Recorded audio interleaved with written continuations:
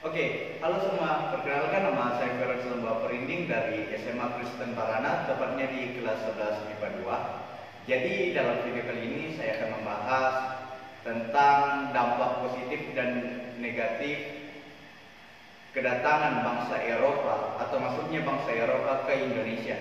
Jadi yang pertama kita akan bahas dampak positifnya. Oke.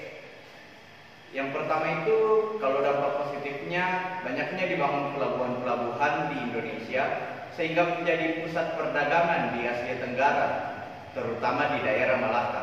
Jadi seperti yang kita ketahui bahwa Indonesia pada zaman dahulu itu adalah tempat persinggahan para pedagang, terutama di pelabuhan. Jadi di Indonesia itu banyak pelabuhan. Nah, dari pelabuhan-pelabuhan itu yang membuat Indonesia sampai saat ini menjadi tempat persinggahan para pedagang dari berbagai mancanegara, sehingga membuat Indonesia merupakan pusat perdagangan di Asia Tenggara, terutamanya itu di daerah Malaka.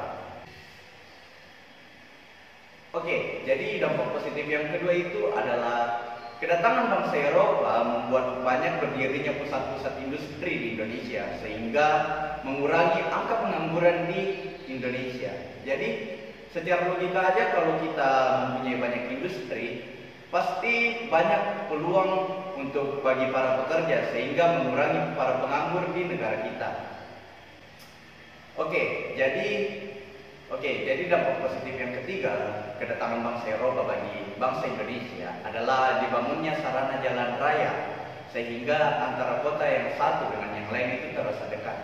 Seperti yang kita ketahui bahwa semua negara pada awalnya ada hutan, tetapi ketika bangsa Eropa datang ke Indonesia, mereka membuat jalan bagi kita itu untuk mempermudah mereka dalam memperlancar perdagangan. Jadi dari kota satu ke kota yang lain itu terasa mudah, dan itu kita rasakan juga dampaknya, sehingga itu merupakan salah satu dampak positif kedatangan bangsa Eropa di Indonesia. Selanjutnya, dampak positif yang terakhir kedatangan bangsa Eropa di Indonesia itu menurut saya didirikannya sekolah yang dapat mencerdaskan para generasi penerus bangsa Indonesia.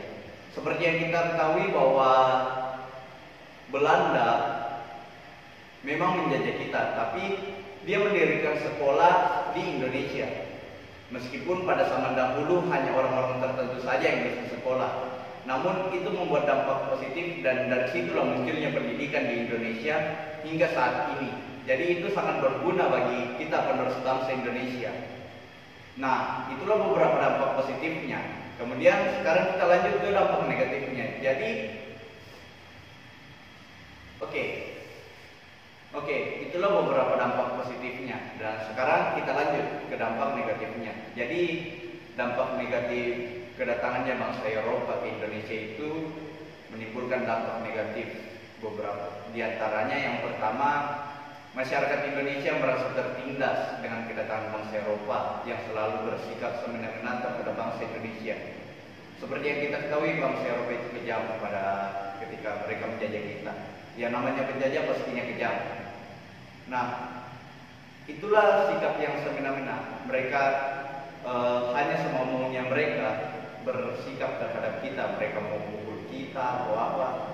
Dan mungkin masih banyak orang tua yang masih mendidik anaknya dengan cara seperti itu, sehingga turun-temurun itu yang membuat generasi turun-temurun itu merasa tertindas dan malu-malu atau masih mempunyai rasa takut untuk mengemukakan pendapat mereka. Kemudian yang kedua, dampak negatif dari kedatangan bangsa Eropa ke Indonesia itu terjadinya pemberontakan di mana-mana yang mengakibatkan banyaknya warga Indonesia yang meninggal. Namanya ketika daerah dijajah pasti ada yang meninggal. Dan itulah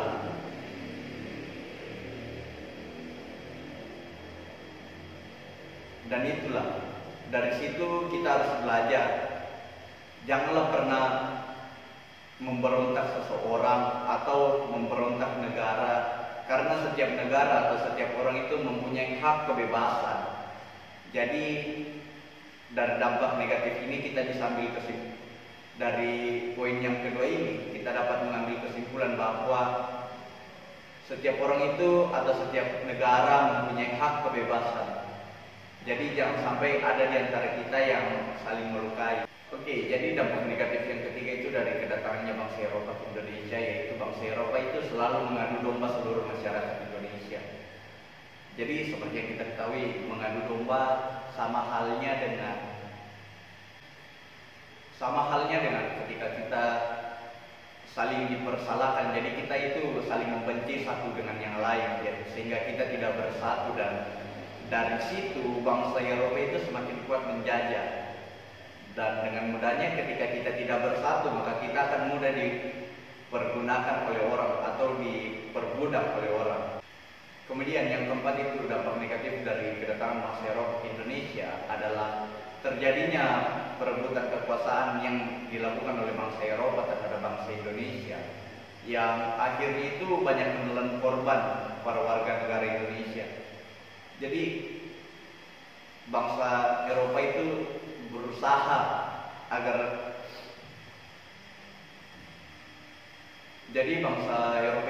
selalu berusaha agar dapat menguasai bangsa Indonesia.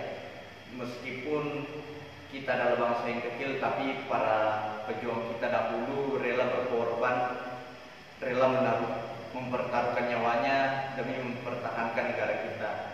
Namun namanya penjajah, dan setiap dalam peperangan pasti ada yang meninggal. Dan dulu kita tahu waktu ketika masih bangsa Eropa yang menjajah kita, yang asal mulanya itu dari adu domba, sehingga kita tidak bersatu, sehingga kita sulit untuk melawan bangsa Eropa.